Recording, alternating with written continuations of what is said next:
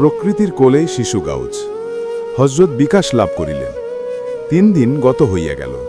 7ম দিবসে শিশুর নাম রাখা হইবে, তাহার আব্বাজান আয়োজন করিতেছেন।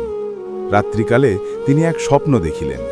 হজরত মুহাম্মদ মুস্তাফা সাল্লাল্লাহু আলাইহি ওয়াসাল্লাম তাহাকে বলিতেছেন, হে মতিউল্লাহ, তোমার ঘরে আমার প্রিয় মাহবুব আহম্মদুল্লাহ আসিয়াছে। ইয়া শুনিয়া তিনি স্তম্ভিত হইয়া চাইয়া রইলেন। কাহাকে হজরত প্রিয় মাহবুব আহম্মদুল্লাহ বলিতেছেন তিনি বুঝিতে পারিলেন না। নবীবর তাহাকে পুনঃ বলিলেন, তোমার ঘরে আমার মাহবুব বিকাশ লাভ করিয়াছে। আমি তাহার নাম আমার আহম্মদ নাম আল্লাহ যুক্ত করিয়া আহম্মদুল্লাহ রাখিলাম। এইবার তিনি বুঝিতে পারিলেন তার শিশু সন্তানের কথাই বলিতেছেন। ক্রমে 7ম দিবস আসিয়া পড়িল।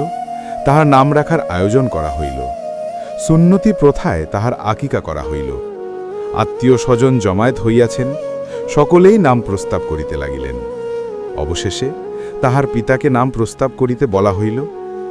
তিনি বলিলেন, তাহার নাম আহম্মদুল্লাহ রাখিতে আমি স্বপ্নাদিষ্ট হইয়াছি। আহম্মদুল্লাহ রাখাই বাঞ্ছনীয়। সবাই স্বপ্নে প্রদত্ত পবিত্র গুরুত্বপূর্ণ নাম শুনিয়া খুশি হইলেন। খোদার দরবারে 2 হাত তুলিয়া সবাই মোনাজাত করিলেন। এখন তিনি আহম্মদুল্লাহ নামে সমাজে পরিচিত হইবেন। আল্লাহ তাআলার কি অপার মহিমা! যাহাকে তিনি সর্বোত্তম মাহবুব রূপে গ্রহণ করিবেন, তাহাকে তিনি সর্বশ্রেষ্ঠ আদি ও অনন্তকালীন মাহবুবের গুপ্ত ব্যক্ত নামে ও সমস্ত গুণে সজ্জিত করিবেন। তাই তাহার বিকাশের বহু পূর্বেই তাহার নাম আহম্মদুল্লাহ রাখিয়া তাহার জাতি নাম আল্লাহ ও প্রিয়তম মাহবুবের বেলয়তি নাম আহম্মদের সর্বগুণে রূপায়িত করিয়া গোপন জগতে রাখিয়া দিয়াছিলেন এবং পরে ধরাবক্ষে তাহার নামের বিকাশ করিলেন। অদূর ভবিষ্যতে তাহার গুণও বিকশিত করিবেন।